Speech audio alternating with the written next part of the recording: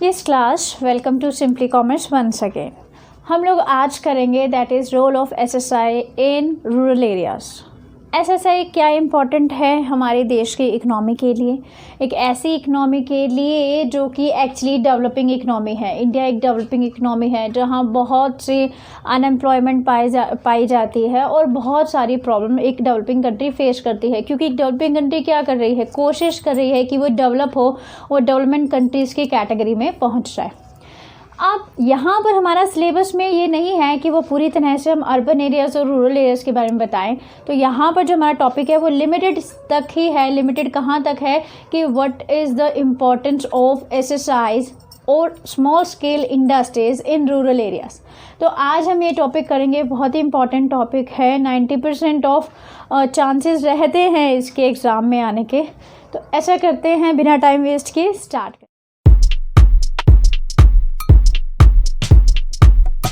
Class 11th आज का topic है role of SSI in rural areas. Rural areas वो एरियाज़ होते हैं जो कि जिसको हम हिंदी में बोलते हैं ग्रामीण क्षेत्र। ग्रामीण क्षेत्र जो गांव के एरियाज़ होते हैं, वो वाले जो एरियाज़ हैं उनको हम रूरल एरियाज़ बोलते हैं। अब एक्चुअली में हेल्पफुल तो ये रूरल एरियाज़ क्या अर्बन एरियाज़ के लिए भी है, पूरी कंट्री की डेवलपमेंट के लिए भी इम्पॉर्टेंट है, बट जितना हमारा सिलेबस है हम उतने तक ही लिमिटेड रहेंगे। एसएसआई स्मॉल स्केल इंडस्ट्री एक ऐसी इंडस्ट्री जो कि हम एक थोड़े सा पैसा लगाकर ही स्टार्ट कर सकते हैं, या फिर हमें एक थोड़े से लोगों की ज़रूरत है उस बिज़नेस को चलाने के लिए, ज़्यादा पैसे लगाने की ज़रूरत नहीं होती। तो एसएसआई सबसे पहले अगर मुझे बोलना पड़े कि सबसे ज़्यादा इम्पोर्टेंस क्या है, तो हम कहेंगे इसको अनएम्प्लॉयमेंट रिमूव करने में ये हमारी हेल्प करती है। वी ऑल नो दैट कि हमारे जो कंट्री की सबसे बड़ी प्रॉब्लम क्या है, अनएम्प्लॉयमेंट है। तो जहाँ पर एक पर्सन जिसको जॉब नहीं मिल रही है, जिसको काम नहीं मिल रहा है, अगर उसके पास थोड़ा बहुत पैसा भी है, थोड़ी इन्वेस्टमेंट भी है, तो वो अपना खुद का बिज़नेस स्टार्ट कर सकता है। खुद का बिज़नेस जब वो स्टार्ट करेगा, हमेशा ध्यान रखो, जब एक पर्सन बिज़नेस स्टार्ट करता है तो ना केवल वो खुद को एम्प्लॉय कर रहा है, बल्कि जब उस काम को करने के लिए वो 2-4 लोगों को अपने पास रखता है, अपने साथ रखता है, तो ऐसे में वो 2-4 लोगों को भी एम्प्लॉयमेंट प्रोवाइड कर रहा है। तो हम कहते हैं कि बिज़नेस स्टार्ट होता है जब, तो सिर्फ एक ही पर्सन को एम्प्लॉयमेंट नहीं मिलती जो बिज़नेस स्टार्ट कर रहा है, बल्कि उसके साथ साथ कई लोगों को भी रोज़गार मिल जाता है। अब हम रूरल एरिया की उससे देखते हैं, तो रूरल एरियाज़ में हमें पता है कि मोस्ट ऑफ द पर्सन, हम लोगों ने माइग्रेशन देखा है। इस बार कोविड-19 में आप लोग टीवी देखते थे, न्यूज़ देखते थे, तो आप कितना देखते थे कि कितने लोग हैं जो अपने गाँव से, अपने विलेजेस से होकर यहाँ पर आए हैं दिल्ली में, या फिर बड़े बड़े मुंबई जगह पर चले गए हैं, अर्बन एरियाज़ में चले गए हैं, क्योंकि वहाँ पर उनको काम करने के सोर्सेज मिलते हैं, जहाँ पर वो काम करते हैं, एम्प्लॉयमेंट मिलती है और वो पैसे कमाते हैं। अगर सपोज़ रूरल एरियाज़ में ही एम्प्लॉयमेंट मिलने लग जाए, तो फिर क्या इतने बड़े माइग्रेशन की ज़रूरत पड़े? क्या इतने लोग, इतने बड़े मात्रा में जो लोग हैं, क्या वो अपना घर छोड़ के कहीं और शिफ्ट हों? तो नेचुरली नहीं। तो नेचुरली बात है कि हम लोग बात कर रहे हैं एम्प्लॉयमेंट की। अगर यही छोटे छोटे स्केल के बिज़नेस वो खुद ही वहीं पर अपने विलेजेस में ही स्टार्ट कर दें, तो ऐसे में उनको माइग्रेट होने की ज़रूरत नहीं है किसी और जगह पर। तो हम कह सकते हैं कि अगर हम रूरल एरियाज़ की बात कर रहे हैं, तो सबसे ज़्यादा इम्पोर्टेंस इस बात की है कि ये उन लोगों को एम्प्लॉयमेंट प्रोवाइड कराता है जिसकी ज़रूरत उनको सबसे ज़्यादा है, राइट। अब एम्प्लॉयमेंट प्रोवाइड कराता है और उनके जैसे एक, मैंने भी आपको समझाया, बिज़नेस स्टार्ट होगा तो और भी लोगों को एम्प्लॉयमेंट मिलती है, सिर्फ एक ही पर्सन को नहीं। इसके अलावा हम देखते हैं बहुत से ऐसे लोग हैं जो कि एम्प्लॉयमेंट में हैं। एम्प्लॉयमेंट का मतलब एग्रीकल्चर। जब मैं रूरल एरियाज़ की बात कर रही हूँ, तो वहाँ पर हमें पता है कि एग्रीकल्चर जो होता है वो मेन पार्ट होता है अर्निंग का। मतलब बहुत से लोग होते हैं जो अर्निंग के लिए एग्रीकल्चर में इन्वॉल्व होते हैं, खेती कर रहे होते हैं। तो ऐसे में हम सबको पता है कि जो फार्मर्स होते हैं या फिर और भी लोग जो कि इसमें इन्वॉल्व हैं, वो 6 मंथ्स तक तो वो पूरा अपना एग्रीकल्चर करते हैं, लेकिन जब हार्वेस्टिंग का टाइम हो या फिर बीच का मिड टाइम होता है, तो वो बिल्कुल उस टाइम तक खाली होते हैं। अब वो खाली हैं तो फिर वो क्या करेंगे? तो ऐसे में उन लोगों को अगर एक एक्स्ट्रा काम मिल जाता है तो नॉट ओनली दैट उनकी अर्निंग में इंक्रीज़ होगा, बल्कि वो लोग खाली भी नहीं बैठेंगे, ठीक है ना। तो एक तरह से ये एग्रीकल्चर में जो इन्वॉल्व लोग हैं उनकी भी बहुत तरह से हेल्प करते हैं एसएसआई। देन और क्या करता है एसएसआई क्या करता है, बैलेंस डेवलपमेंट में भी हेल्प करता है। एक सिंपल सी बात सुनो, क्यों कहते हैं कि अर्बन एरिया में जाइए और अर्बन एरिया में रूरल एरिया वाले लोग आते हैं और अपना एम्प्लॉयमेंट ढूंढते हैं? क्यों नहीं वहीं पर ही एम्प्लॉयमेंट प्रोवाइड हो जाए, तो कितना अच्छी बात है। हम सबको पता है लोग अर्बन एरिया की तरफ इसलिए जाते हैं क्योंकि वो डेवलप्ड एरिया हैं, पहले से उनकी डेवलपमेंट हो चुकी है, ठीक है। अब एक सिंपल से एक एग्जांपल लीजिए, गुरुग्राम, जिसको पहले गुड़गांव बोलते थे, गुरुग्राम क्या था, एक छोटा सा एरिया, विलेज टाइप का एरिया था। बट जैसे ही वहाँ पर इंडस्ट्रीज़ लगनी शुरू हुई, लोगों ने काम करना शुरू किया, लोग वहाँ पर बसने स्टार्ट हुए, जैसे ही लोग जो काम करते थे वो वहाँ पर बसने स्टार्ट हुए, तो नेचुरली लोगों से जो रिलेटेड शॉप्स थी, लाइक उनको हर चीज़ चाहिए तो वो खुलनी स्टार्ट हुई। तो इस तरह से एक पूरे एरिया का डेवलपमेंट हो गया। या फिर मैम ये कह सकते हैं कि जहाँ एक बिज़नेस सेटअप होता है तो उस बिज़नेस से क्या होता है, उस पूरे एरिया का डेवलपमेंट हो जाता है। अब अर्बन एरिया डेवलप्ड हैं लेकिन रूरल एरिया डेवलप नहीं है। कोशिश की जानी चाहिए कि दोनों बिल्कुल बैलेंस में रहें, अर्बन के साथ रूरल एरिया भी डेवलप करें। तो इसके लिए फिर से ज़रूरी है कि वहाँ पर भी बिज़नेस सेटअप किए जाएँ, चाहे छोटे ही क्यों ना हो, तो छोटे छोटे बिज़नेस सेटअप किए जाएँ जिससे कि वहीं के लोगों को एम्प्लॉयमेंट मिले, उनका स्टैंडर्ड ऑफ लिविंग भी इंक्रीज़ हो, वो लोग और लोगों को भी एम्प्लॉयमेंट प्रोवाइड कराएँ। तो कुल मिला के वहाँ पर जो एरिया हो पूरी तरह से डेवलप हो जाए। तो ज़रूरी है कि केवल अर्बन एरियाज़ में ही नहीं बल्कि रूरल एरियाज़ में स्मॉल स्केल इंडस्ट्रीज़ को खोला जाए, चाहे छोटी ही इंडस्ट्री खुले लेकिन खुलनी चाहिए। तो वहाँ पर तो ये बहुत ही इम्पॉर्टेंट है। इसके अलावा स्मॉल स्केल इंडस्ट्री की क्या इंपॉर्टेंट है, स्मॉल स्केल इंडस्ट्री कई बार आप देखेंगे कि बड़ी इंडस्ट्रीज़ होते हैं उनको भी हेल्प करती हैं, उनको भी सपोर्ट करती हैं। सपोज़ एक बहुत बड़ी इंडस्ट्री है तो उसको छोटे छोटे से टूल्स चाहिए, तो क्या वो छोटे छोटे टूल्स प्रोड्यूस करेगी? नो। तो वो छोटे टूल्स कहाँ से ले रही है? ये जो स्मॉल स्केल इंडस्ट्रीज़ हैं ये इस चीज़ को प्रोड्यूस कर रही हैं, छोटे छोटे टूल्स प्रोड्यूस कर रही हैं। तो वो क्या जो लार्ज स्केल इंडस्ट्रीज़ है कहीं ना कहीं स्मॉल स्केल इंडस्ट्री से वो चीज़ें परचेज कर रही है। तो ऐसे में ये इंडस्ट्री स्मॉल स्केल और लार्ज स्केल इंडस्ट्री को भी क्या करते हैं, हेल्प करते हैं। चलिए अब इसको पढ़ते हैं डिटेल में। First is employment. हम समझ चुके हैं कि स्मॉल स्केल इंडस्ट्री एक कम इन्वेस्टमेंट में एम्प्लॉयमेंट प्रोवाइड कर रही है, सिर्फ एक पर्सन को ही नहीं बल्कि बहुत से लोगों को। तो next is improved economic condition. We know that बहुत से पर्सन ऐसे हैं जो थोड़े टाइम के लिए तो उनके पास एम्प्लॉयमेंट है लेकिन थोड़े टाइम, साल में थोड़े टाइम वो फ्री रहते हैं। तो ऐसे में अगर उनको और कुछ अर्निंग का सोर्स मिल जाए तो फिर वो अपनी कंडीशन को, इकोनॉमिक कंडीशन को या अपने स्टैंडर्ड ऑफ लिविंग को इंक्रीज़ कर सकते हैं, इम्प्रूव कर सकते हैं स्टैंडर्ड ऑफ लिविंग को। तो कहीं ना कहीं स्मॉल स्केल इंडस्ट्री क्या कर रही है, लोगों के स्टैंडर्ड को इम्प्रूव कर रही है, इकोनॉमिक कंडीशन को संभाल रही है। The next is promotion of artistic and creative sense. ये हम रूरल एरियाज़ में कह सकते हैं, ये तो बात हम समझ भी सकते हैं। हमें पता है कि हैंडीक्राफ्ट्स हो गए और बहुत सी चीज़ें ऐसी जो हाथ से बनाई जाती हैं, तो हमें पता है ये सब चीज़ें अब क्या हो रही हैं, बिल्कुल एबॉलिश होती जा रही हैं, ख़त्म होती जा रही हैं, आपको नहीं मिलती। क्यों? क्योंकि अब मशीन से ये सब चीज़ें बन जाती हैं। तो क्या मशीन से बनी हुई चीज़ों में क्या वो आर्टिस्टिक चीज़ें नज़र आती हैं आपको? तो नो।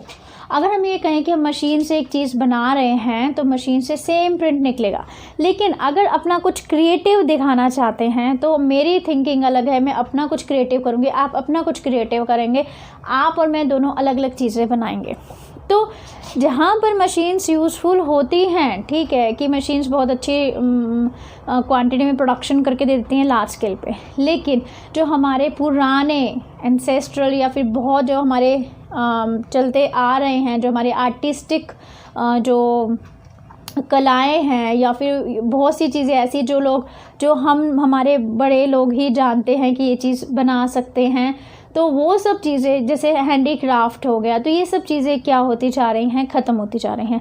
ज़रूरत है कि इनको दोबारा से, इनको ख़त्म ना होने दिया जाए, तो इनको दोबारा से क्या किया जाए, इसको ठीक किया जाए।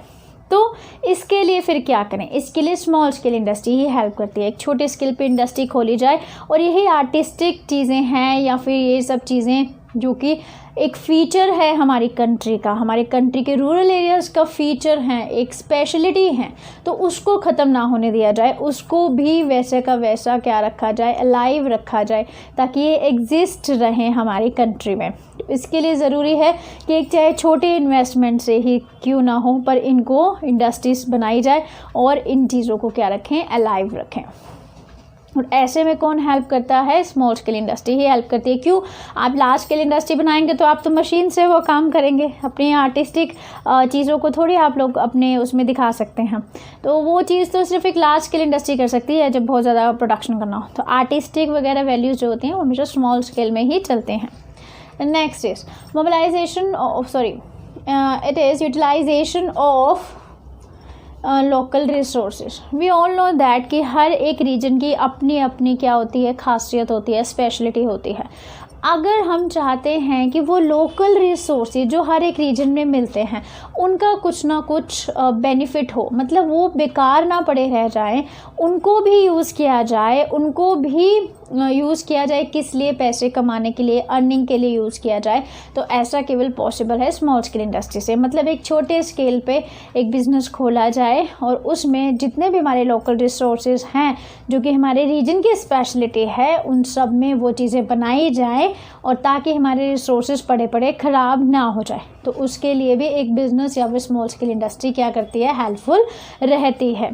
Then next is balance regional development. मैंने अभी आपको बताया कि जब मैं कंपेयर करती हूँ अर्बन और रूरल एरियाज़ में, तो हम सबको पता है कि अर्बन एरियाज़ बहुत ज़्यादा डेवलप्ड हैं, रूरल एरियाज़ उसके कंपेयर में डेवलप हैं ही नहीं, बैकवर्ड एरियाज़ कहलाते हैं।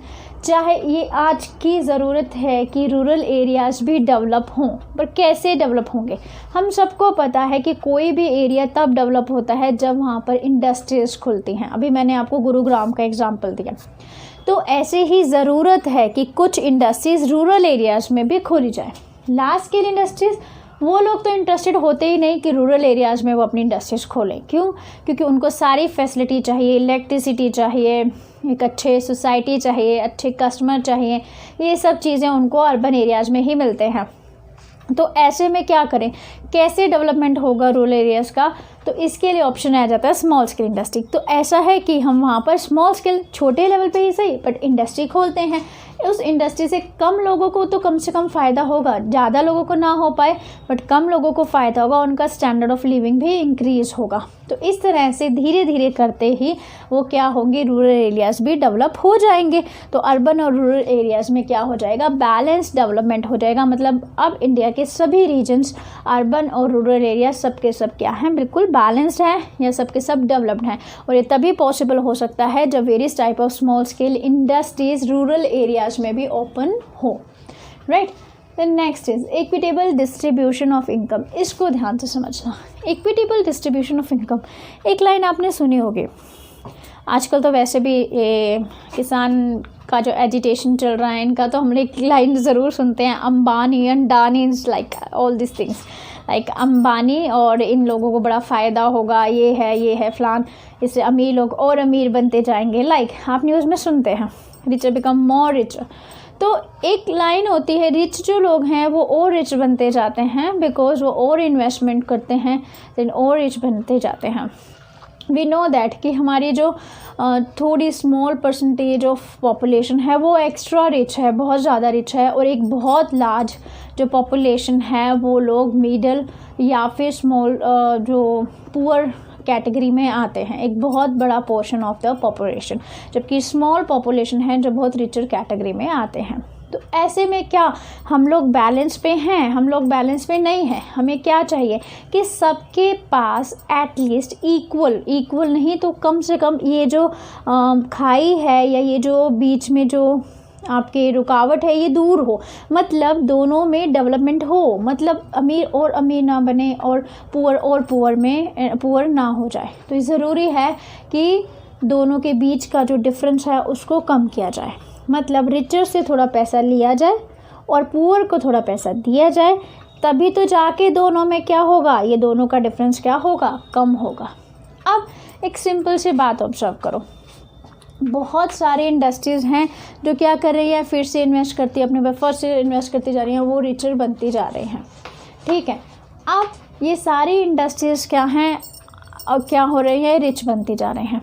लेकिन सारा का सारा, सपोज एक सिंपल नेशनल इनकम हमारी बात करके चलते हैं, इनकम इतनी है, हम सब इकोनॉमिक्स पढ़ते हैं, हमें पता है नेशनल इनकम कैसे बनती है, जितना हमारे यहाँ प्रोडक्शन हुआ है उसी हिसाब से नेशनल इनकम। सपोज 100 रुपये है नेशनल इनकम, 100 रुपीज़ में से अगर ये 95 रुपीज़ ये लेके चले जाते हैं, ठीक है, और 5 रुपीज़ सिर्फ थोड़ी सी ही पॉपुलेशन को मिलते हैं, जहाँ पर हम रूरल एरियाज़ की बात करें, क्योंकि वो तो बैकवर्ड एरियाज़ हैं, तो उनको तो सिर्फ पूरी नेशनल इनकम का सिर्फ 5 रुपये ही मिला, 95 तो ये लोग ले गए। ठीक है, इनकी तो बड़ी बड़ी इंडस्ट्रीज़ हैं, राइट, या इससे जुड़े हुए लोग हैं। तो ऐसे में तो हम कह सकते हैं ये तो इक्विटेबल डिस्ट्रीब्यूशन ऑफ इनकम नहीं हुआ। इनकम जो होनी चाहिए इक्विटेबल डिस्ट्रीब्यूशन होना चाहिए, इक्वल डिस्ट्रीब्यूशन होना चाहिए। तो यहाँ पर बहुत ज़्यादा और यहाँ पर बहुत कम मिल रहा है। तो अगर हम ऐसा करें, ये जो 100 रुपीज़ इनकम है, तो यहाँ पर भी क्या इंडस्ट्रीज़ ओपन की जाए, चाहे वो स्मॉल स्केल पे ही क्यों ना की जाए, तो कहीं ना कहीं कुछ पैसा इधर भी क्या करेगा, मूव करेगा। अगर हम देखें तो यहाँ पर भी मूव करेगा कुछ ना कुछ पैसा। सारा पैसा सिर्फ यही इंडस्ट्री नहीं ले जाएंगे, कुछ पैसा यहाँ भी मूव करके आएगा, क्योंकि यहाँ पर भी इंडस्ट्रीज ओपन हो चुकी हैं, चाहे स्मॉल स्केल ही क्यों नहीं। तो जो इनकम का कुछ पोर्शन यहाँ भी मूव करेगा। तो जो दोनों के बीच का डिफरेंस, पहले 95 और 5 था, ठीक है, बहुत बड़ा डिफरेंस, लेकिन अब 75 और 25 हो गया, थोड़ा सा कम डिफरेंस। धीरे धीरे करके और स्मॉल स्केल इंडस्ट्रीज खोलेंगी तो और भी पैसा यहाँ पर मूव करेगा। तो मतलब पैसा सिर्फ एक बड़ी इंडस्ट्रीज़ के पास नहीं रह जाएगा, कुछ ही लोगों के हाथ में नहीं रह जाएगा, बल्कि दूसरे लोग जब अपनी इंडस्ट्रीज़ खोलेंगे तो उनके हाथ में भी तो पैसा आएगा, तो कहीं ना कहीं वो भी इनकम का एक परसेंटेज गेट कर लेंगे। तो इस तरह से धीरे धीरे करके इक्विटेबल डिस्ट्रीब्यूशन ऑफ इनकम हो जाएगा, पैसा यहाँ धीरे धीरे करके मूव करेगा। तो ऐसी पॉपुलेशन जो कि पुअर या फिर मिडिल क्लास में रह रही है, अगर उनके पास पैसा आ जाता है धीरे धीरे करके, तो ये डिफरेंस जो है रिच और पुअर में वो क्या हो जाएगा, कम हो जाएगा। या फिर हम ये कहेंगे कि हम इक्विटेबल डिस्ट्रीब्यूशन ऑफ इनकम की तरफ बढ़ रहे हैं। रिच और ज़्यादा रिच नहीं हो रहा, पुअर और ज़्यादा पुअर नहीं हो रहा है। पुअर रिचर कैटेगरी की तरफ बढ़ रहा है और रिच की थोड़ी सी कम होके वो भी इन दोनों के बीच में डिफरेंस क्या हो रहा है, कम हो रहा है। आई थिंक ये पॉइंट आपको समझ में आ गया होगा।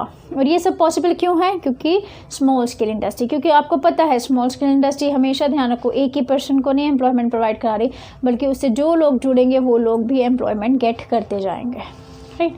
तो ये था स्मॉल स्केल इंडस्ट्रीज़ के इम्पोर्टेंस। इसमें एक और पॉइंट था जो मैंने एक बुक में पढ़ा था, वो बुक हालांकि नहीं यूज़ होती, तो उसमें ये भी था कि ये लार्ज स्केल इंडस्ट्रीज़ को भी हेल्प करती हैं, एज ए सब्सिडरी वर्क करती हैं, मतलब उनको जो छोटी मोटी चीज़ें चाहिए होती हैं उनको वो प्रोडक्शन करती हैं स्मॉल स्केल इंडस्ट्री, और वो प्रोवाइड करती हैं लार्ज स्केल इंडस्ट्री को। तो इस तरह से लार्ज स्केल इंडस्ट्री की भी ये कहीं ना कहीं हेल्प करते हैं, राइट।